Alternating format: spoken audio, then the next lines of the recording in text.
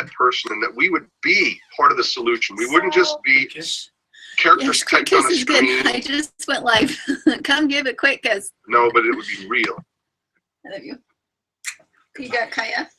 Hey guys, I know we're live. No, wait. We're gonna.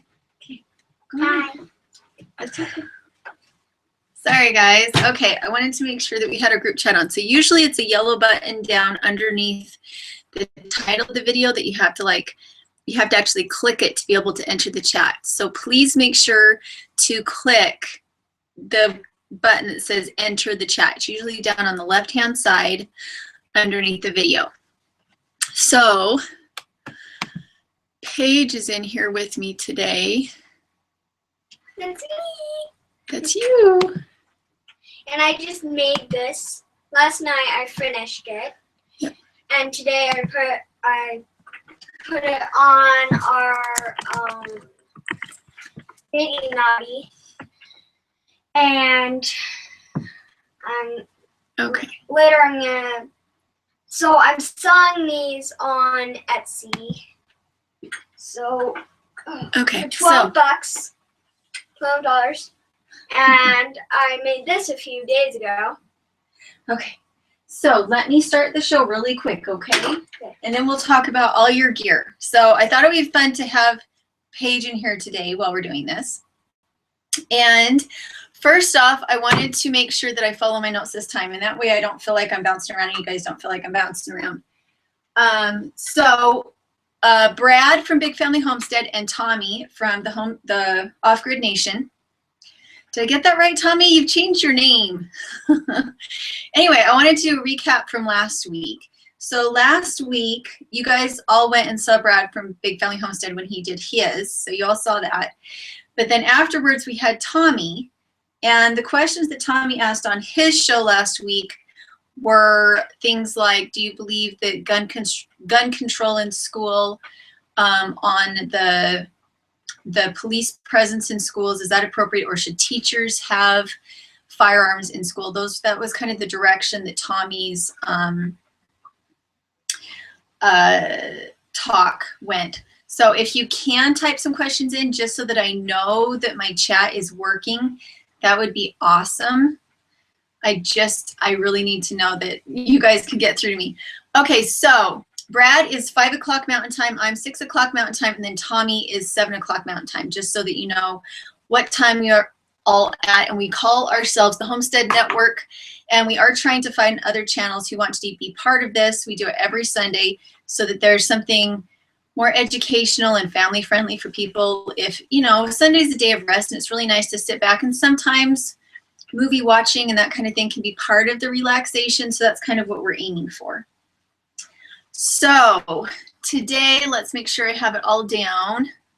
Today, during Brad's broadcast, oh, Gina, thank you. Thank you for saying something. Okay, so I know I'm on the right page then. Thank you, Gina. Okay, so today, Brad's conversation had a lot to do with, well, it's always family-friendly show. It's always very entertaining, and there's a lot of people that get in and talk a lot, and it's super fun. And you guys are welcome to chat to me. Just make sure to click on, I think it's the left-hand side underneath the screen, and you can join the chat.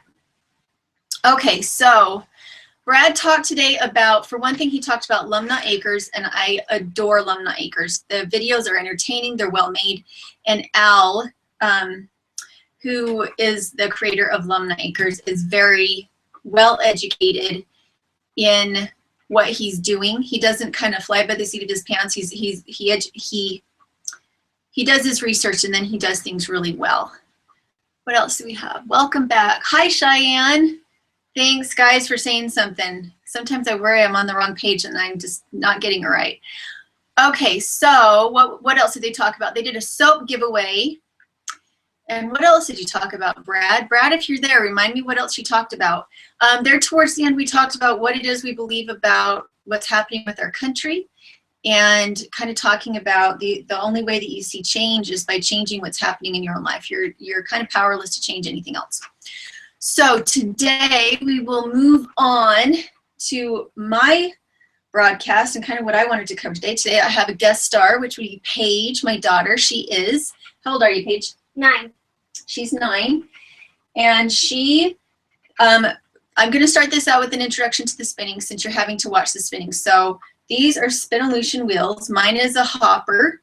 Mine is a polywog. Paige's is a polywog. And Paige's is made specifically for children. Someone with small feet or a beginning spinner would do well on the polywog.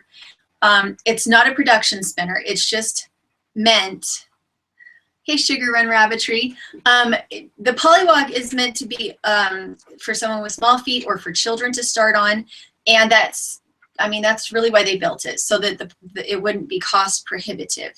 Now, there are ways out there to build a spinning wheel, like with PVC and stuff, but I understand that they're not fantastic. This one is a little workhorse. Paige gets along with it really well. There's an accelerator that allows it to spin finer, but I don't like it, and neither does Paige. We prefer that it just do a worsted weight, medium weight yarn. Mine is an art wheel, and it's pretty pricey. The thing I love about it and the reason I spin on it is because it's ergonomically correct. And so if you're doing production, it's nice to have a wheel like this because it is so stinking fast. The thing I don't like about it is that this particular one is a little bit harder to do fine yarns on because it pulls. It pulls pretty hard. I forgot to put a cord on this one. Anyway, so I have a cord that my granny gave to me. It's a cord, blue. yeah. It's nice and blue. And you saw the ball rolling across. Okay, you're gonna have to speak up. See how Mom is really projecting at the screen? I'm kind of loud from my chest. Try that. Show me how you do it. So there you go. You saw the ball of yarn rolling across the floor. That's my own core, and so the way that Paige spins is that she has a string or a yarn that she allows her wool to wrap around so that it gives strength to her yarn while she's learning how to spin a little bit better. Okay, so I had some questions. Yay, everybody found it. Okay, hi Dirt. How is Mr. Dirt doing? Okay, so I do have a list of questions here. I'm going to cover all of that. But last week I got a little bit back and forth on everything. So this week I really wanted to stick with the program. So I do have progress reports on my list, I believe in. So I'm going to try and go down this. Okay, so again, my favorite wool. I really wanted to talk about wool today for those of you who are looking into getting into spinning. Paige, up until now, I have been purchasing her wool for her. Just to get her started, but now she's starting to get a paycheck from her yarn. Do you want to show them your yarn, your yarns, so they can see what you're making? So she's making a paycheck now, and it's not a small one. It's $12 a skein. How many your other one too? And so that's kind of a lot of money for a little kid to have, in my opinion. a little girl. So these are her yarns. I don't know if you can see them with how bright the sun is. Those are her yarns. And she got her spinning wheel as a Christmas present. And so far up to this point, everything has been given her. I've given her the wool, and her grandparents gave her the spinning wheel. And so now that she has a little bit of income, we're kind of bringing in the interactive parenting thing. And so what is it that we're going to do from now on? How are we going to work this from now on? Speak up. Every time I want some wool, we'll go on Etsy, and the one I like the most, I'll ask Mom to get it, and I'll pay Mom for getting it. And so that's the one I'll get for spinning. And that way she understands the cost of everything. So rather than feeling like just because she put the work in, she gets to have all the money. Instead, I want her to start keeping track of records to understand, well, this was how much the wool that I really wanted to spin with cost, and this is how much I made by spinning it into a yarn. Oh, it looks like I lost money on that deal. And so that's what we're trying to teach her right now, is how to do kind of a cost analysis on her things that she wants to be able to sell. So what else was there? If I want to spin a really, really special yarn, I get it from Namaste Farms. And it's Natalie from Namaste Farms, and her dyeing and the quality of her wool is amazing. I love to do lock spinning with it, And then when I do my plying, I like to use something white as the other single so that when they wrap around each other, it kind of, it showcases her colors a little bit better. Okay, what is the other thing? And just so you know, the wool is not inexpensive. If you don't have your own sheep, a really nice raw fleece can be as much as $30 a pound. It takes 2 pounds of wool or roving, which is what this is, to make a large sweater, 2 pounds. So that's a $60 cost just in wool. And so it is important to understand the cost of your raw materials. Now, if you raise your own sheep and you keep them coated, that's a completely different story. And that's what we like to do when we are harvesting our own wool. The breed that we like to keep is a Romney. We really like Romney. It's soft, but it's durable.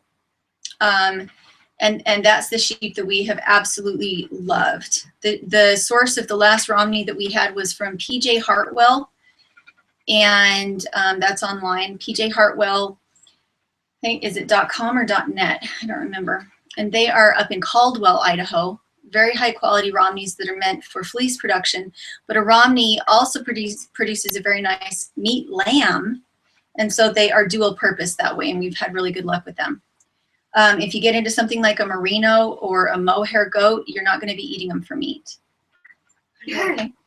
Now, Paige likes to do an art yarn, which is a very thick yarn. You see, I'm doing more of a traditional yarn. It's very regular. There's no slubs in it, but Paige really likes to play with texture in hers, and also because she's learning, it's easier for her. Okay, so I have so much to talk about, but I did take notes. Aren't you guys excited? Okay, as far as Etsy goes, it's been really exciting. Since we put the books up and decided that we really wanted to go gung-ho on making sure that we were making an income off of our farm, it has been really we've been blown out of the water by it. We feel so blessed. And what has happened is that with the Etsy store, we're paying for farm improvements. We were able to go get the water system fixed so that we can irrigate the pastures. What else happened? I was able to get the hoses that I needed to get to the different animals, so that instead of carrying water with buckets, Which I have to do. Yeah, Paige carries water in buckets. And the reason for that is we walk our water out every 2 hours to water the goats. And the reason for that was that our ducks were taking a bath in our goats' water. Yeah, it was disgusting. And then the goats won't drink it, and then the goats won't produce milk, and then the goats get heat stroke because they didn't have water during the day. So Paige walks water out to each one of the goats every couple of hours. Let's see, do you have any sheep right now? We do not. We butchered our last sheep a year and a half ago, Jumper. No, it was. Was it 2 years ago? No, not Jumper. It was Midnight. Oh, that's right, we did.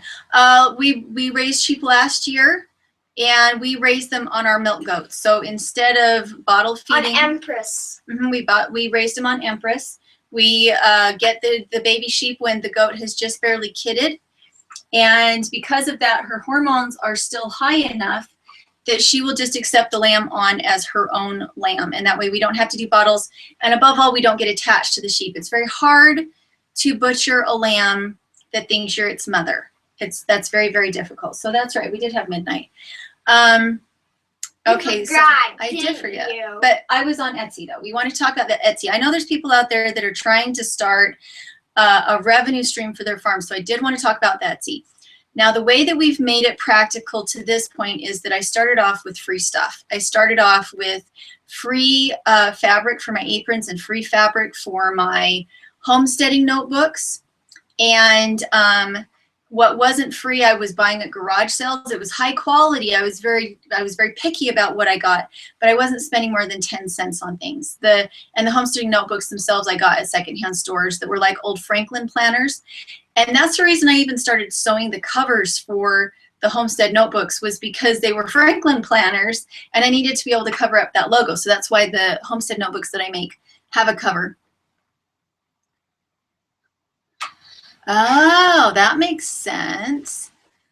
Thanks, Palmetto Paratrooper. That's a good point. Well, that might be the case. Maybe people need to get onto Google. Okay, I don't know if everybody saw that, but Palmetto Paratrooper said that if you don't have a Google account, you may not be able to watch it live the same way. And so if you have a Google account, you might be able to get in and do that. Hey, Mike Miller. Yeah, I'm glad you came over from Brad. Well, that's good to know. The problem we have right now is that we have a program we're trying to figure out how to set up that will allow us to do live hangouts on the YouTube rather than on the Google Hangout. But we're hitting some snags, and this is the way that I know how to do it that is foolproof. And so this is the one I'm using now. But Mr. Dirt always has so many projects that I'm sicking him on as far as technology. It's hard for him to find time to get them all done. He and Kai are out for a date. Are they out for a date? That's nice. Okay, so back to Etsy. I'm sorry that I keep getting distracted. Okay, so the Etsy right now. So I want to be really upfront with you guys to know at this point, the way that the Etsy store has been supporting us, having to sell the farm is no longer a financial decision. That being said, we've only been doing this for about a month. And so I can't honestly say that we're out of the woods. If things stay the way that they have been, we are now making a living doing what we're doing. Hands down, no problems. You guys totally just broke the mold when it comes to helping us achieve that dream of being self-supporting. Let's see, somebody else. Link in your comments section. How do I do that? Okay, Mike, how do I do that? How do I link in my comments section? You can watch it on YouTube, just no chat. Oh, okay. Yeah, we do need to get all the network folks together so that it all works together. We really do, and we're working on it. Okay, yay, Paige is getting paid. She is. Paige is getting paid, and she is making bank, which is why I'm making her pay for her own wool now. It is, like, for instance, when I get one of Natalie's scrap boxes from Namaste Farm, it costs $37 for me to buy that, and it might make 2 skeins of yarn. And so that means I have $15 of personal cost into that wool, and that doesn't account for the time that I then put into spinning it. So having an inexpensive source of good wool is kind of a big deal. Okay, so I'm going to try and get back. I'm really wanting to give you guys an understanding of how this is working. So the reason I'm telling you about the Etsy store and the Patreon is because I'm wanting to tell you that it worked. Now, it's worked for about a month now. That's about how long we've been doing it. And the sales have been steady, which is exactly what we want and what we need. And right now we're kind of taking the temperature of which products people care about. So if you're doing a homestead and you're planning on selling things online, I would say strongly, one of my subscribers made a little video for me. Oh, I can't remember what your name is. And she was so lovely. But she said you need to have at least 50 products on your Etsy store so that people that don't have a lot of money have something to pick from, and people who have a lot of money have something that they can buy that they love, that supports you. And so I don't think there's any shame in kind of wargaming that a little bit and finding ways to put things up for everybody that wants to support you. Is there anything else I missed? Okay, so from there, so I just wanted to give you guys that heads up and that so that you're not worried anymore. Mr. Dirt has been able to go back to work part-time. They're working right now on, he still asked him to keep him on light duty because he's still in a lot of pain, but he is back to work part-time, which means that we do have a regular paycheck, but he is just working part-time. And so rather than you guys worrying, now we're good, we're fine. As long as things stay good on the Etsy store, I should be able to actually even invest more time in making better YouTube videos at this point because the stress is really off. I left a comment on the YouTube live feed to the Google Plus chat. Oh, thank you. That was kind. Okay. I put a like in already. Okay, thank you. All right, so on to the Patreon. So the big concern when we gave out our I don't know if we'll stay on the farm, and in the beginning it's not what that was meant to be. It was more of a warning system of, okay guys, it's not paying for itself. So now we're having to make a decision. It wasn't a please, I beg you, come and save us. It was more of a, it is what I'm doing worthwhile type of a thing. And what happened is everything came out of the woodwork. So I wanted to say, so with the Patreon, the way that the Patreon works is that when you're a patron, what you do is you pledge a certain amount of money a month per video that we make, or per podcast, or per art clip, or whatever content you make. People pledge like $1 per content created, and they cap it. Like, I have a patron, I'm a patron to one person that's a permaculture person, and it's $1 per cute little clip film that he makes, and I've capped it at $5 a month because I really believe in what he's doing. Are you getting bored? Are we talking about Etsy? We were, and now I moved on to Patreon. Okay, so with the Patreon is now paying the mortgage. So thank you guys. And the way that the Patreon works is that it's kind of like a mini Kickstarter every month. Does that make sense? When you make a certain amount of money, you get a certain project goal finished on your farm. Does that make sense? But for us, the Patreon is currently what's paying the mortgage. And thank you so much so for those of you who want to create a Patreon, that's how it works. And there's tier systems of amounts that people pay. I don't think most of your viewers can find the chat because they're on and you can only chat. Okay, was there something else that I missed? I thought I saw something else. Got here finally, kiddo. Just had to go to Google and not just your YouTube. Hey, Fort Builder. Glad you made it. Okay, so I guess that's what it sounds like, guys, is if you want to be part of the live chat, you have to go to Google Plus in order to participate in it. Okay, so anyway, I wanted to give you a heads up because a lot of you were still worried. So that's the status. So I wanted to move on to gardening. Right now, our frost date has just passed, and we are the first week in June. We have still have had a little bit of frost. I'm having a hard time seeing some of these. I'm not really seeing the chat here either, just a question box. Maybe click the question box and type in it. Because I did just get it, Grizz270. I did get to read that, and it showed up just fine. Okay, so I'm not really sure where to start. We've been doing a lot with gardening lately. We have lots of carrots. Lots of carrots, they're huh? sweeter than the store-bought. We had been asked, Michigan Snow Pony asked, why we have so many herbs in our greenhouse and why we're not planting more vegetables and stuff like that. And the truth is, we have tons of vegetables in our greenhouse. I planted them in February in our hotbeds. And so we have been harvesting out of that hotbed since the first day of April. And so as I harvest out of the greenhouse and out of the hotbeds, I plant something new. And the reason that I have, hey Carl, I told you Patreon was a great idea. You need to accept that your videos are a product. And that's true. And you know, it was really a struggle there to make that decision because as far as the Patreon goes, it made me feel like a little bit like I was e-begging. But if I can't support myself, I can't make the content. And if I don't make the content, then I feel like I have all this information that I want to share with people that I can't afford to share with people in the way that I want to. Does that make sense? So yes, the Patreon has been an amazing blessing. And instead of it being a burden of one person trying to like figure out a way to donate money every month, it's everybody donating $1 a month or $5 a month. And Or $10 a month. Or $10 a month or something. There's some people out there that are really, really generous. And I think, you know, $1 a month is generous. There's no doubt about that. Okay, so right now in our greenhouse, we have our hotbeds are still functioning. And the hottest one has our tomatoes on top of it. And they're doing really well. Our squash is doing really well. But the reason I have so many herbs planted out in my greenhouse is that I'm trying to attract pollinators into my greenhouse. And I have adapted a system so that we have an air flow through rather than just having the venting. It's really hard for bees to get in past that vent fan or the small slots when they open. And so what I've done is I cut a hole in the south side of my greenhouse and built myself a door that has large hole bird netting on it so the bees can get through the bird netting.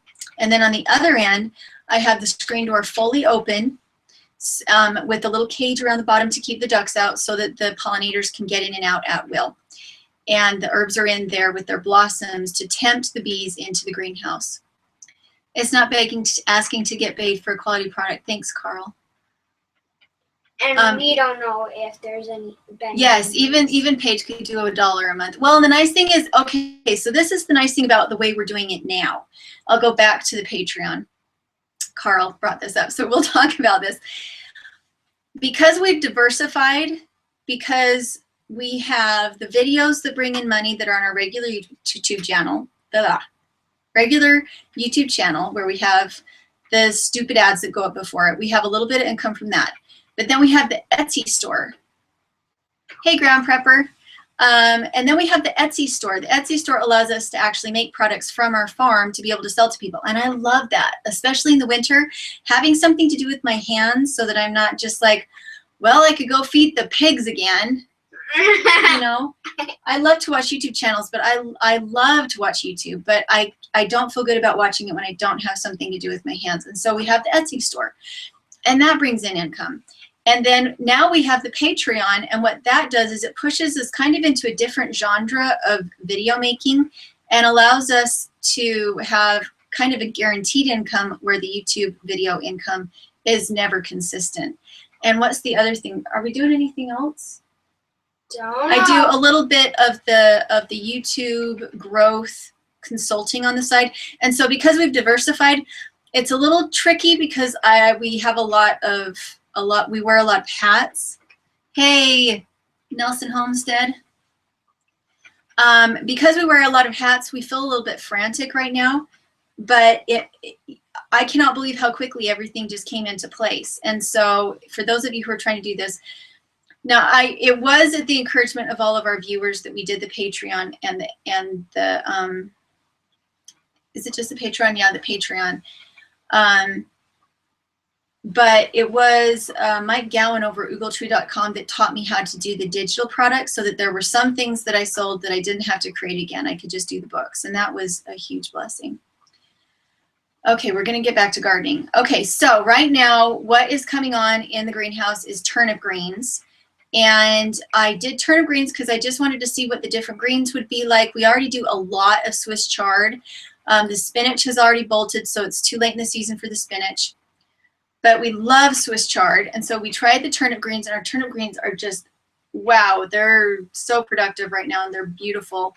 And then our comfrey is just going bonkers out in the greenhouse. And so anywhere that a weed tries to get up, I clip my comfrey, I lay the comfrey on the ground. It's building topsoil in the greenhouse where there was a topsoil to begin with. And so the comfrey is amazing. I also have borage and elecampane, chives. What else do I have out there? Butterbur. I have lots of really beautiful things out there right now. And then what else I have planted? To use the hopper. Are you ready to? Yeah. Are you ready to ply? Why don't you just ply off of your, here, show them how you ply. Just, I know, it's hard to do it. Mom. The one thing about the polywog is that the bobbins are small, and because Paige likes to do an art yarn, it's difficult for her to ply off of the plying stakes that are on the polywog. It's easier for her to do it on the hopper because the bobbins are bigger. I paid more for cable and never learned to think you're totally worth that. Oh, thank you, Sugar Run. West Virginia, Northern Panhandle. Is that where you are, Mike? So let's see. Okay, so what were we talking about? Oh, the greenhouse. Okay, so last year I had a double layer of plastic on my greenhouse, and we didn't have any good fruiting. Things seemed stunted, so this year I just got really vicious, and I took that outer layer of plastic off because it was opaque rather than translucent. I had ordered it as a shade-esque cloth. You're not going to be able to use the big bobbins on yours, honey. No. That way. You can't, honey, I'm spinning on the hopper. Can't you take the blade? You want to show them how you do it? Yeah. Okay, hold on. All right, we have to transition for a second, guys. Paige wants to show off a little bit how she does her plying. Let's just put a beginner on it. So Let's see if I can bring it over, if I can stay focused. Okay, so the other thing I wanted to talk about in the greenhouse was my compost tea. Now, because I'm in potting soil and perlite with about 2 inches of rabbit manure at the bottom, so I have a box with rabbit manure in the bottom and then perlite and peat moss mixed together. That's my planting medium. Hey, Jennifer. Okay, so because of that, there's no natural bacteria and nutrition until you get the roots down into the rabbit manure. And so while I'm getting it started, what I'll do is I'll pour compost tea in really heavily about once a week. And here, I'll just switch spots with you. Okay. And so I'll pour compost tea in the box really heavily about once a week. And what it'll do is it will inoculate the peat moss so that it starts to have some life in it, and then the plants will really take off. But without that compost tea, it never really takes off. Oh, you have it. And so the way that I make my compost tea is I will take a big tub of water and I will dump in probably a quart of rabbit manure. And then I will add a couple sprigs of, what's it called? Stinging nettle. I'll put in a couple really nice big plants of stinging nettle, and then I'll take a couple handfuls of comfrey. And then last time I added some motherwort to it, and it seemed to make a really big difference. And then I let it sit for a week, and it gets so stinky. It's so stinky. And you want to be careful when it's really strong. If you're going to spin. Are you there? Yeah. Okay. She's fascinated by the talk of compost tea. It stinks, doesn't it? Make sure to go in the opposite direction. Are you going in the opposite direction? And make sure to put enough twist in it this time. Last time we had a hard time. Okay, so with the compost tea, what it will do is it will inoculate sterile soil so that the bacteria can be happy. Do I use worm tea? Is that from worm castings that you put in water, Diane? I'll have to wait until you answer. Hopefully it pops up quick. I haven't done that yet, but I think my mom's done it. Okay, so here we go. What's the other? Okay, so we're gonna go from gardening. If you guys didn't have any question about the gardening, the row garden in the front is doing pretty good. I have used Miracle Grow on it because I figured if I was going row garden direction, I might as well just see what the rest of the world does and kind of compare it to the way that I prefer to garden. And so I did fertilize initially by putting rabbit manure down as a mulch around the actual plants themselves. But yesterday I watered with the little spray can of Miracle Grow. It was a horrible experience. We'll have to see how it turns out. But my experience in container gardens has been really bad with Miracle Grow, that it burns things and it just doesn't like it. So worm castings, I'll have to try that. I think you can buy those at nurseries, can't you? You might want to, because I have it on the bottom tier. Should we put it up here? Yeah, please. Make it a little easier for you. Okay. Well, I need it to pull. Yeah, it's pulling now, right? Do you want me to? Do you already have it? I've tightened it. Okay. You also have to help it go in. There you go. Whoa. It's your poor little pollywog, honey. You need to turn it the other way. Here we go. Now you have the weight coming towards the front. There we go. This is our first live broadcast with Paige trying to spin. Is that better? Okay, so that should keep it from trying to tip over on you. And so, yeah, that's what we're doing. Hi, I just came across your live stream and it seems really helpful. Oh, I'm missing questions. Oh, I missed that one. Okay, whatever you just said, I'm not sure. I don't know. So in the front, we have the hugelkultur bed. We have the Back to Eden bed, and then we have the row garden and the swale, and then the orchard with the geese in it. And all of that is just going really well, and we just went and got more geese. Our neighbors probably hate us right now because the geese are talking to each other from the back pasture to the front pasture, and it's really loud, huh? Really, really loud. But you're doing pretty good with that. It looks good. Okay, so on even though it's fat. Other lives, well, it's pretty, honey. It's not falling apart this time. There's nothing wrong with having fat, chubby yarn. It's just when it doesn't have structural integrity. Huh. Okay. So with livestock, we did sell Empress. Empress is gone, and so is her baby kombucha. I kept Lemon Drop. Yeah, Paige wanted to keep Lemon Drop. I didn't want to sell either one of the babies, but Kaya, in her entrepreneurial spirit, decided that she wanted to sell hers. And we sold kombucha for $250, and we sold Empress for $400. They were totally worth it at 1.5 gallons milk a day from Empress. And she didn't lift her legs, so it was a really good price for them. And it was really good for me because my hands were getting too tired and we just didn't need that much milk. Because Chai was also milk. Because Chai is also milking, and she makes enough milk for our family. Let's see, what else? The new geese and the noise. Something I wanted to talk about as far as like prepping and homesteading.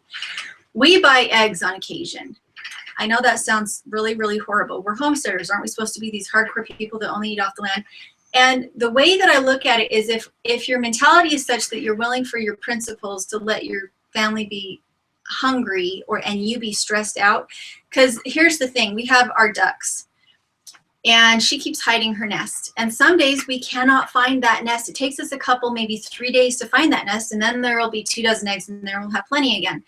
But sometimes we have mornings where we just don't have time to go look for that nest, and so we keep extra eggs on hand, not because we necessarily need them, but just for convenience sake. We don't refrigerate our store-bought eggs. We keep them in the cool basement. Down here. We do the same thing with milk. If we have a day where our goats were kind of off their milk a little bit, they weren't giving quite as much, the pasture they were on wasn't quite as lush, then instead of freaking out and saying, oh, we have to go get another goat, instead we drive down to our local dairy that has raw cow's milk and put a quart in the fridge, and that 1 quart sees us through that tiny little blank spot that we had, rather than having more animals than we needed that we would need to feed and take care of. For me, that's really essential. If I get bogged down and too tired taking care of animals, that's when they start to die because I can't keep up. And so for me, it seems like better wisdom. That's why I help. That's why she helps, and she's a huge help, but there does kind of need to be an adult that's able to oversee things, and when I get too tired, animals start to die. Let's see, I can't keep enough eggs to sell. City regs only after 6 hens. Yeah. And we only have 1 hen, and we can't find her nest. Yeah, we can't find her nest. So that is the other problem. When you permaculture, you have all these big, beautiful fruit bushes, and you can never find your eggs. So we rely heavily on our geese for eggs. They lay an egg about 1 every 3 days, and so they don't lay a huge amount, but 1 egg has. But 1 egg. Do you want to show them how you use your nitty naughty? But 1 egg. Okay, go ahead. Can you hold it up to the camera? The blue dot is the camera. There you go. Good job. So that's my yarn. I wish the sun wasn't that bright. The sun's a little bright. We need to get some curtains up in here, don't we? So that's, and plus my dress is purple. I think that's why. Yeah, it might be why. And so we rely on our eggs, our geese heavily for eggs. They lay about 1 every 3 days. And that was too high. That's higher than I want it. About every 3 days. Let me refix my wheel. Otherwise, it's going to pull it right out of my hand now. Because I had to tighten it up. Yeah, plying, you have it on a different setting than you do when you're trying to do a light spinning. So, let's see. Okay. Why should a homesteader limit their options? What do you mean limit their options, Doc? I don't think you should limit your options at all. I think you should definitely, you should change the way you homestead so that it fits the way that you want to be living. And for us right now, for my sanity, it's easier for me to have just slightly fewer animals than I need and just to kind of bring in a little bit of food from the grocery store occasionally than it is to have more animals than I need and not take care of them properly. Why should a home? Yeah, so tell me exactly what you mean by that, Doc. Expound a little bit. And so we have ducks, we have 1 chicken, and then we have a rooster. Well, he doesn't lay eggs though. Yeah. And then we have like 9 geese. And so we have quite a few eggs, but we eat a lot of eggs. So we have the geese that we like. Put it trying on. to count Honey, put it on first. Put it on first. I'm trying to count the geese. Oh, okay. Yeah, put it on the nitty naughty, okay? And then you can count how many yards you have. No, geese. We have, let's see, we had 6 and now we have 6, so 12. So we have 12 geese right now. Chatting in the, oh, okay. All right. So anyway, with the geese, the purpose of the geese is to keep the grass down around the fruit trees in the orchard, and they're doing an amazing job. And they're fertilizing and they're eating the roots of the grass right around the fruit trees, and so they just amaze me. And then they're providing us eggs. I don't know if we're going to butcher some of them when we get into fall, because geese do eat a lot of grain, and it's hard to feed them through the winter. We feed them very cheaply because we feed them barley, and it is from a feed mill. Sorry. Honey, why don't you put it up on your, or put it over there on the lazy cake. Put your spool up on the lazy cake. And so I find the geese a huge asset, but they do eat a lot of grain in the winter. Was there anything else I missed? Okay. So was there anything else? The geese, our favorites in the geese, the Toulouse are the calmest. Our African geese are the most, our African geese are the They are noisy. Our African geese are the loudest, but they are the best at eating the roots of the grass. So far, they've been our best grazers. And then our Chinese has been, she's been loud. She's a beauty. Yes, she is beautiful. She's a bit loud, but No, she's... that's not her. That's not her. It's the gray and white one. She's a bit loud, but she is very docile. When you actually go in there to be with her, she's not one that will bite you. She'll hiss a little bit, but she can be a little bit noisy. But the Toulouse are the big gray ones, not the ones with the hump on the head, but the ones that don't have a hump that are gray, and they're pretty good.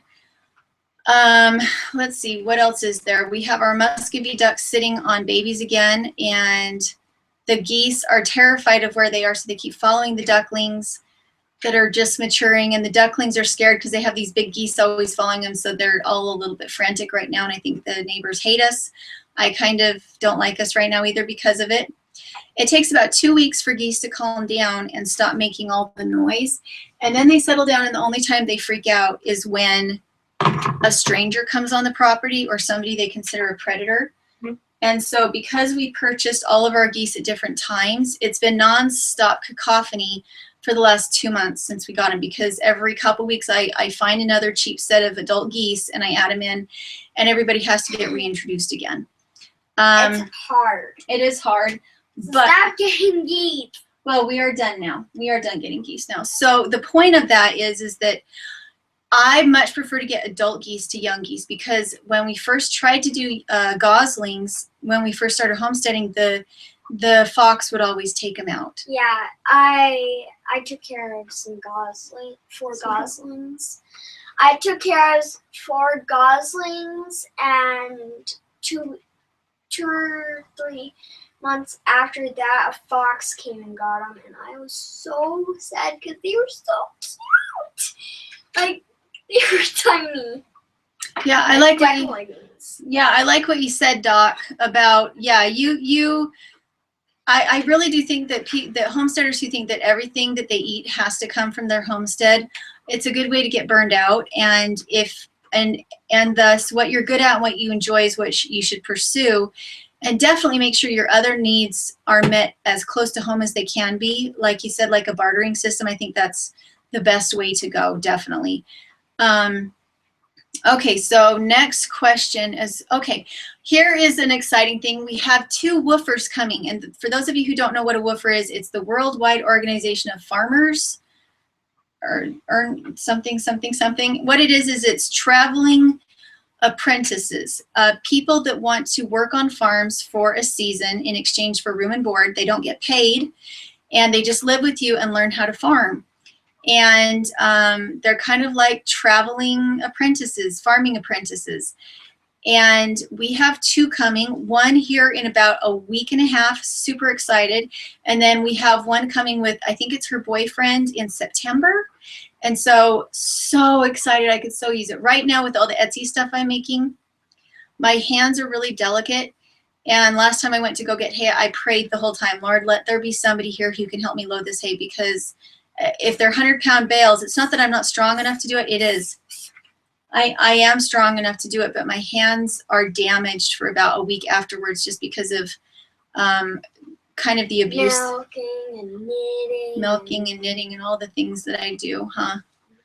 Let's see. Mom, can you show my yarn? Yeah. And so, and what ended up happening was that as I pulled in, they were willing to help me, and then somebody else showed up who offered to help me, and I ended up only actually loading about 10 of the bales by myself, and the rest of the 1.5 was loaded by someone else, and it was a pretty big deal. But I'm getting to the point where I can't do that kind of thing anymore. I'm gonna go rinse this. Okay, go ahead and go set it. Thanks for visiting with me. Well, I'll be coming back down. Okay. Anyway, so I really strongly believe that there gets to a point where you need help on a farm. You get to a point where your expertise in doing the things that need to be done perfectly is better suited than to be using your hands as hammers. You know, us homesteaders, we're so into self-reliance and that kind of thing that a lot of times we use the wrong tool because it's the tool that we have. When I first got here, I was cutting alfalfa out in the field with hand scissors. So stupid. I damaged my hands so bad. You cannot cut 1.5 acres of hay with hand scissors, but I did. And there is such a thing as appropriate technology. And if you're really going to be doing this, do it on a scale that you're not damaging your body until you find a way to make money on it so that you can hire somebody to help you, or have lots of children. I have 2 children, and I tried to do this when I had an 18-month-old, and it was so foolish. And so be kind to yourself. Oh, I just don't know how to say it strongly enough. Just plant a garden and do your best. And farming can be so expensive to start.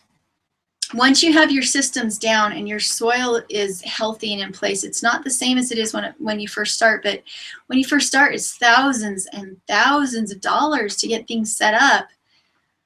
And I know that sounds really, really discouraging to people, but I don't want to lead you into down the posy path thinking that you're going to initially save money. You're not. 5 years after we started, we finally have the watering systems, and it's because I found a way to make residual income so that it would pay for these farm bills. Is it worth doing? Definitely. Is it the way of life I would want? Yes. Is it benefiting the planet? Am I doing amazing things? Yes, I so am. It was a heavy, heavy burden on our family for a lot of years, though. And I think the best thing you can do is educate yourself. Go to oh, that was the other thing I wanted to talk to you guys about. Okay. This says it all. Miraculous Abundance. And it's by Perrine and Charles Hervey Groyer. Dang, that's going to be bad. I don't know how to express it to you. I don't know how to pronounce it. But this is an amazing book. Go to your library and do your research. And that way, when you get into these situations, you're like, what is the solution here? You have enough in your brain to be able to pick and choose what is the appropriate technology for this situation. I bought that $350 scythe that has saved me so much and improved our property so much. We bought that with tax return money 4 years ago. And so most people have something like that, some kind of tax return or inheritance. And if you've made a list of the important appropriate tools so that you can pay cash for them when you have these kind of windfalls, I would highly suggest doing that and doing things a little bit at a time as you grow. Are there any farms that need a security expert? I don't need much sleep. Well, that's the thing. The farms where the woofers go, what people come on to do is they come on to learn how to garden or how to do animal husbandry. And places like Paul Wheaton's labs, they are people that need like other jobs like carpentry or electrical wiring or car mechanic or those kinds of things. For most small farms like mine, really what they need is just somebody to come and be an extra pair of hands to lift hay or to do weeding. Yes, honey. So this. Did you get it wet? Yeah. Okay, you need to go this to the is the hand. dry stuff. Did Yeah, it just I did dry? No, yesterday. It dried I did yesterday. I did this Okay, you gotta yesterday. speak up. I did this yesterday, and so it Gonna show me your other one? dried. That one. I already showed it. Did you? You did. No. You did. So this, I'm trying to stay out of the light. I guess I did. It's like building a house. Lots of work and expense for the first couple years, and then you get to live in it for a lifetime. Exactly. And I really think this is so valuable to people who are preppers or family people. I really strongly believe that we all have enough property, even just with a little backyard, to be able to feed ourselves. And that we have a way in our homes to find a way to make revenue so that we can pay our mortgages off. I so feel like mortgages are like a form of slavery. That's really my belief. And I feel so much better about our home now that like our whole basement is actually expanding out into our Etsy business. Can you believe that? To be able to use it for our benefit, since it costs us so much a month, it doesn't make sense to me to pour so much money into something that all it is a roof over your head, you know? Okay, I tell my wife all the time I need 2 or 3 other men around to make any headway around here. Yeah, and that's exactly what it's like. Right now, I have some feelers out in our area to find some teenage boys that I can hire to come in a couple hours a week to help me with the heavy lifting. I can do the most everything I can do myself, but anything that is exhausting work, I'm really, really having to cut back on it. I have to be in the house by 10 o'clock in the morning because after 10 o'clock it's too hot. Okay, what would you recommend getting started for a single gal who wants to get into homesteading? I would say build a garden.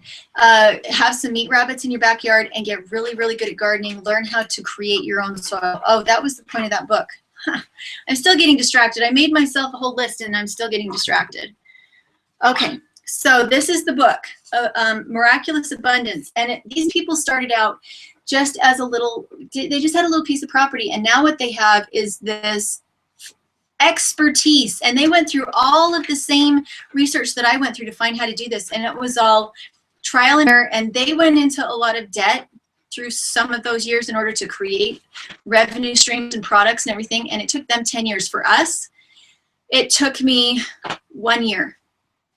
Once I really, really, really got serious about the YouTubing and I figured out how to sell some things on Etsy, it took us 1 year without going into massive debt. I did have one credit card that I used to do things like buy a computer that I needed, what else, and to put my irrigation system in, because I saw if my hands were free and I was more efficient, I could make a lot more money doing things with my computer than I could by saving money and not having my irrigation system in place so that I wasn't out in the hot sun all day. So we did have one just one, with a limit of $5,000. We put all of our infrastructure together in 1 year by putting a little bit on the credit card and then paying it off fully, and putting a little bit on the credit card and then paying it off fully. And a lot of people that love Dave Ramsey don't think that's the way to do it. I don't know how to do it any other way, because you cannot use your hands as hammers. You have to have a hammer if you're going to have it as a business. And so this has been, oh my gosh, such an eye-opener. This is an amazing book. Go request it at your library. We're about to go over to Tommy. Yeah, we've got about 9 minutes left. And so what else did I want to talk about? Oh, I wanted to talk about the podcast.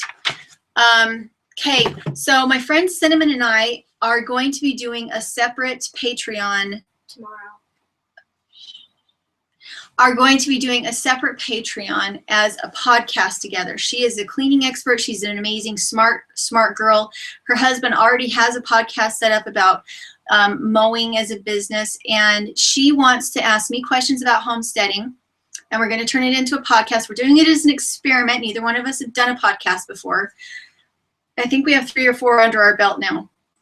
And so we're going to do podcasts together, and it's called Jill's of All Trades. We're really excited about it, and it's just us branching out and trying to find other audiences that we can benefit, because for me personally, I don't always have eyes to be able to follow YouTube, and I love podcasts. If you love podcasts, go check out Paul Wheaton over at permies.com. His podcasts are amazing. They cover bees and permaculture and everything amazing like that. He has my favorite podcasts.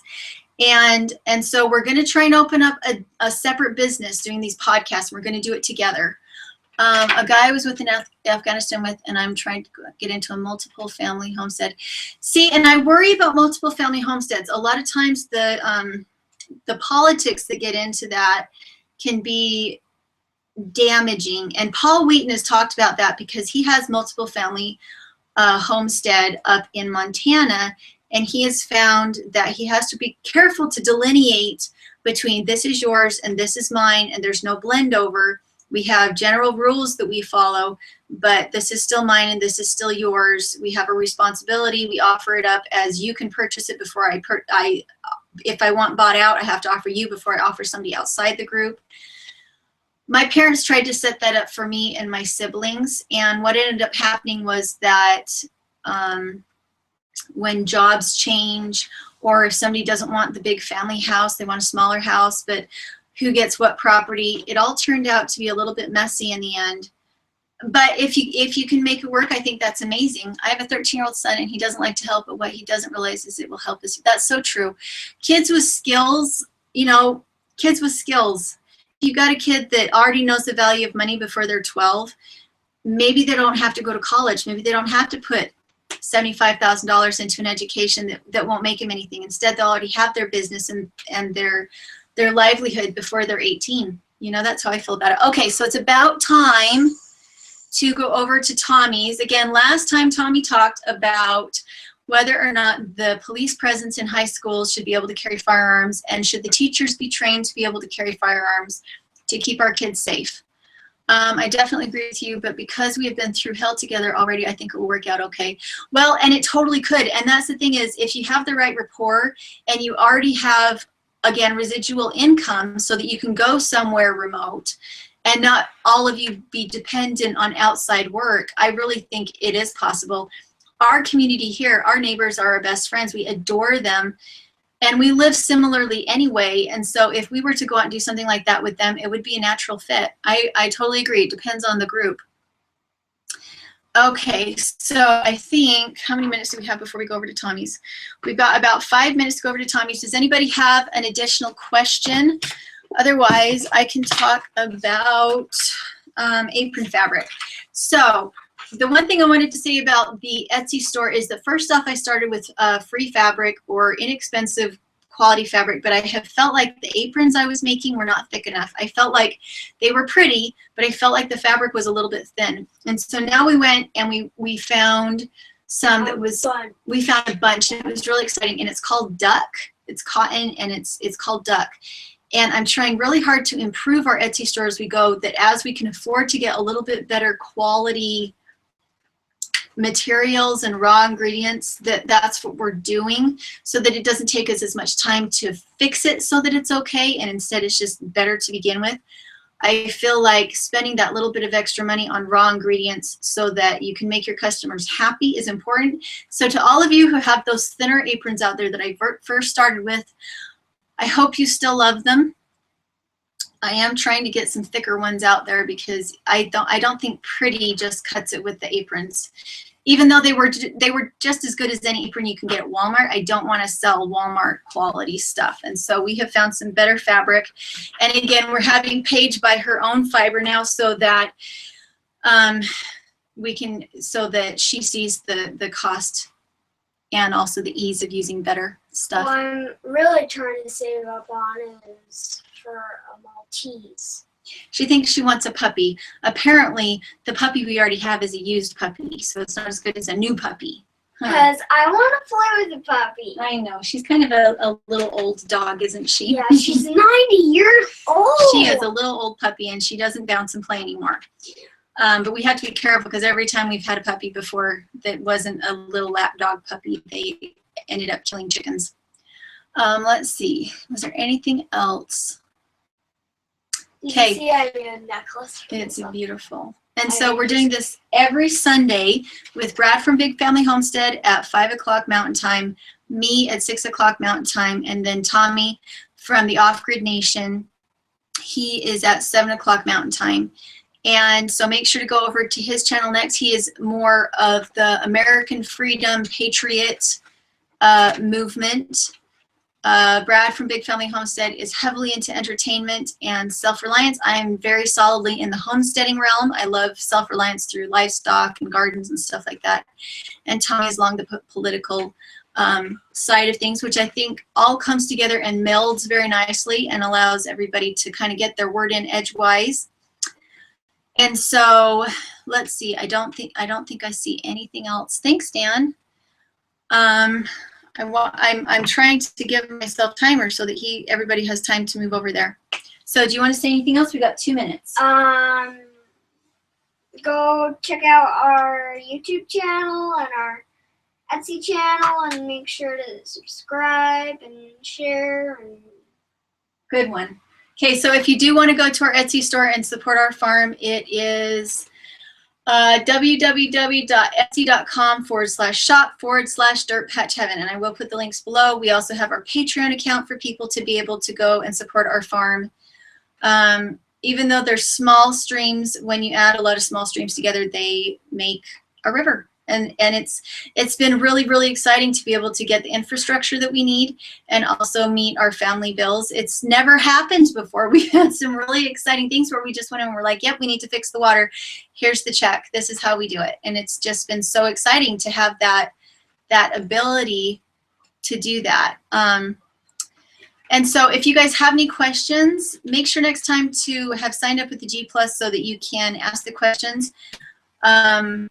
Because I will probably not remember to look in my email to find others. But my email is dirtpatcheaven@gmail.com if you want to contact me. And I love you guys. And go check out Tommy over at the Homestead Nation. Or no, it's not the Homestead Nation, because that was the interview that he and Brad put together.